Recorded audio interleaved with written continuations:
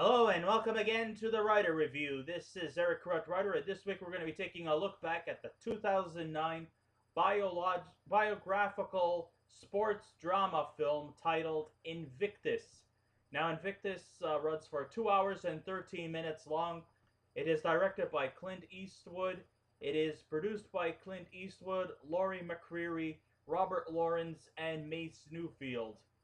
The script was done by Anthony Peckham, based on a novel by John Carlin titled Playing the Enemy. The score was done by Kyle Eastwood and Michael Stevens, the cinematography by Tom Stern, and the editing was done by Joel Cox and Gary D. Roach. And the two main stars of the movie are Morgan Freeman, who was nominated for an Oscar for Best Leading Role for his performance as Nelson Mandela, and Matt Damon was also an Oscar nod for Best Supporting Actor for his performance as rugby uh, championship team called the Springboks, and his character's name was Francois Pienaar. Of course, there was a lot of other great supporting players, but the two main focal players here in this movie are definitely Morgan Freeman and Matt Damon. Now, even though he is coming on in age, Clint Eastwood can still dazzle his audience, even when he's behind the camera.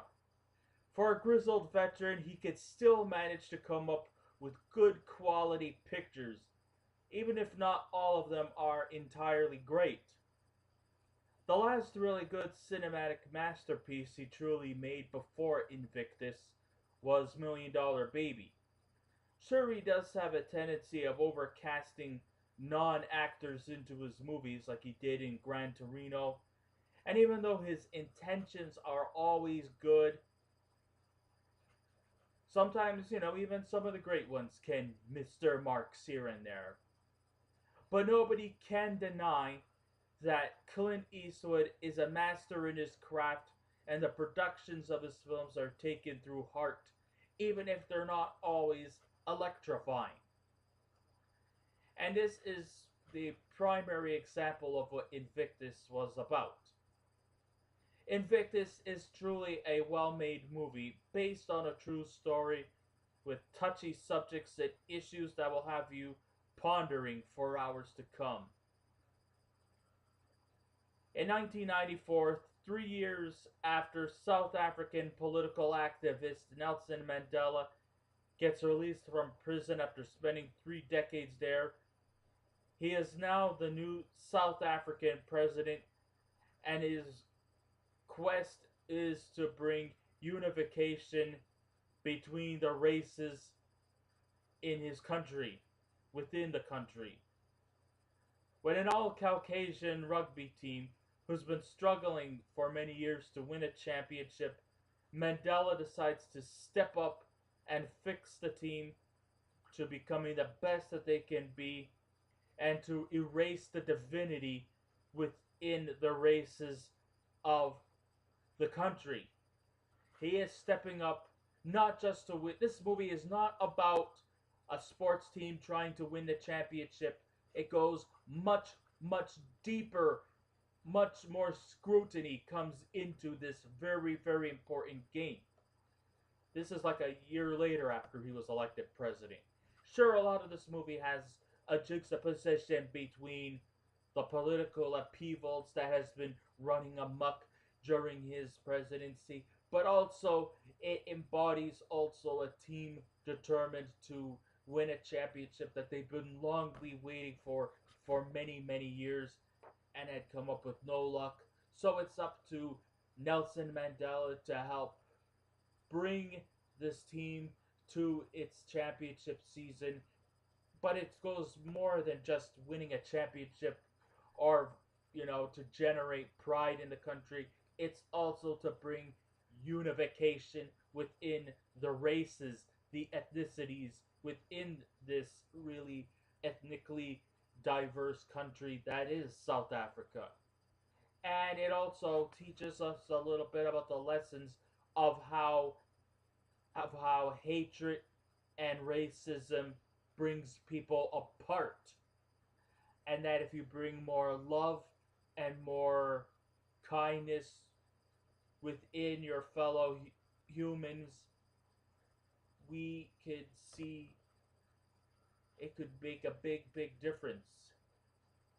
You don't have to go, I mean, to show love doesn't necessarily mean to fight. No, we could bring peace and unity without fighting. We could bring peace and unity without revenge or without any kind of political aggression or to step on one person's toes after another person stepped on yours to begin with.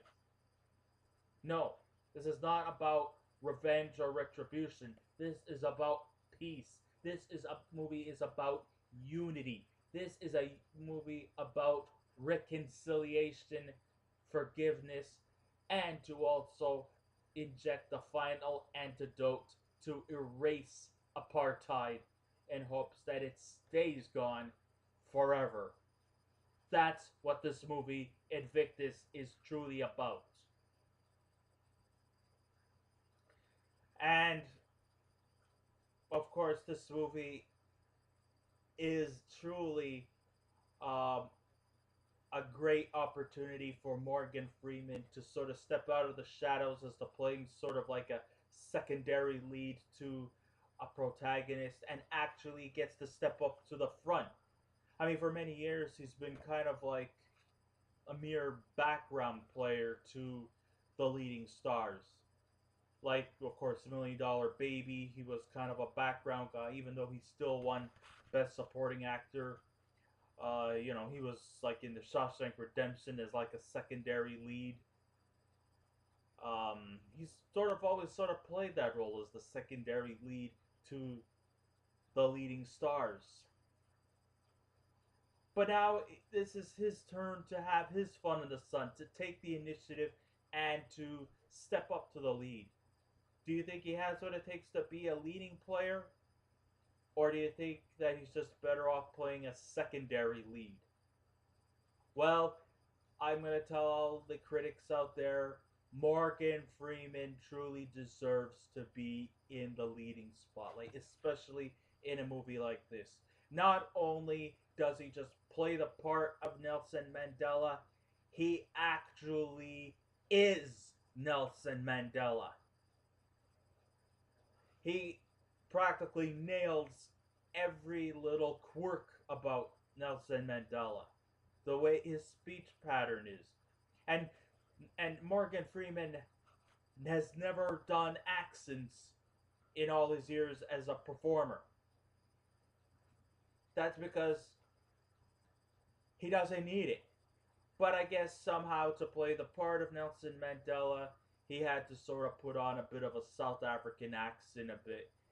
And many people, of course, who say that when they try to do accents, it doesn't come out right. But I think his accent in this movie is purely authentic and right spot on accurate. And I think he actually pulled off this role very well. And I think he would have been the only person who was capable of playing the part of Nelson Mandela. I don't think any other actor could have been able to do this role. And Morgan Freeman really showed just how dynamic he is as a performer and just how he was so dedicated into playing this part. This was the part that he always wanted, and he stepped up, took the initiative, and that's how he got his Oscar nomination. I don't remember whether or not he won it because I didn't see the Oscars that year. But uh, if he didn't win it, I was thinking, what was the Academy Awards thinking? This guy truly should have won Best Leading Actor. Okay, he got a nomination. That's fine. That's cool. He got some recognition, but I think he deserved more recognition. He was the perfect casting choice for Mandela. He decides that the South African team the Springboks have potential to be championship material, and this is where he meets up with the captain of the rugby team, Francois Pienaar, as played by Matt Damon. And I want to tell you also one thing about Matt Damon's performance as Francois Pienaar. He also seems to play off the role quite well. It's a shame that he wasn't used in a lot of scenes except for the rugby scenes, but there are a lot of great memorable parts to him, like when Nelson Mandela offers him a cup of tea to PNR. That was definitely a magical moment. There was, of course, some great magical moments, of course, when Francois PNR visits Nelson Mandela's cell. If that isn't enough to generate a tear or two on you, then you guys must be all made out of stone, because that is really, really a heartful moment. Uh, Not a painful moment.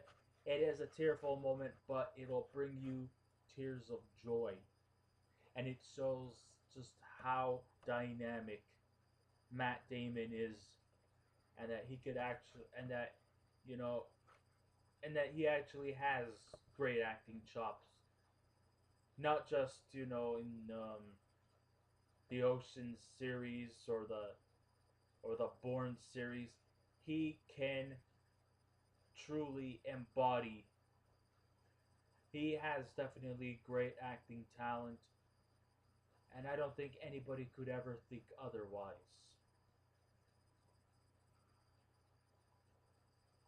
And I think that it was up to Mandela's job to inject unification among the Springboks, and this was kind of like a symbolical way so that the country can have a team to be proud of, and this was a pivotal step to expunge apartheid forever.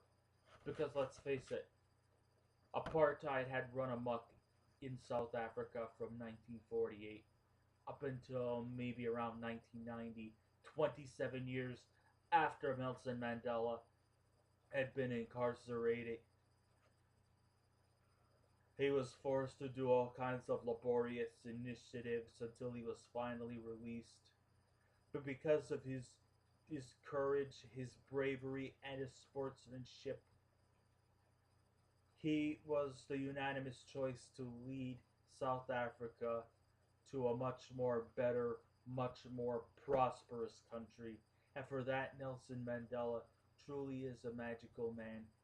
And nobody could have played off Mandela better than Morgan Freeman. And Morgan Freeman, he matched every little drop of personification that is Nelson Mandela, which is the reason why Morgan Freeman did not play Mandela. He was Mandela.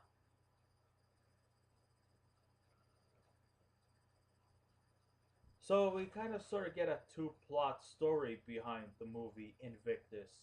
One, we have Mandela adjusting to his new role as the leader of his country as he's faced with plenty of turmoil that includes outrage, uproarious fear, and racism. And one pivotal scene was definitely when his all black security staff was being questioned by the white security guys, and then they were just later accepted and actually started to work and accept each other in a very harmonious fashion. Sometimes I wish some countries like that followed to a more unified balance. It's always good to have a balance. I just wish that there was more. The other plot is PNR's initiative to encourage his rugby team to a winning season while taking part in the activities emanating in the country and trying to come to terms with a nation that's under a political unrest at the time. It was kind of at a time when things were just unsettling. You know, Mandela was president. Many people were feared that he could either take them to bigger and better things, or it'll be just the same old shit as when they had a white leader like de Klerk.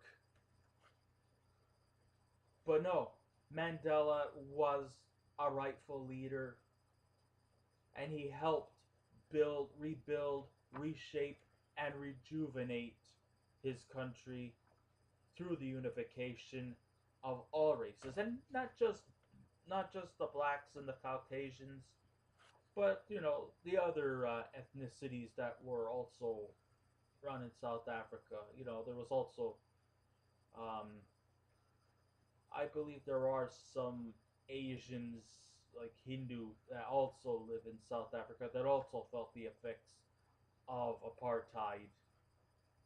I mean, it wasn't a pleasant time being a resident in South Africa back in the 40s up until the 90s. And Nelson Mandela's work was to bring that together, and he did it effectively. And he should always be remembered and cherished for his humanitarian efforts. I mean, whether you like the guy or you don't like the guy, this man was a journeyman who helped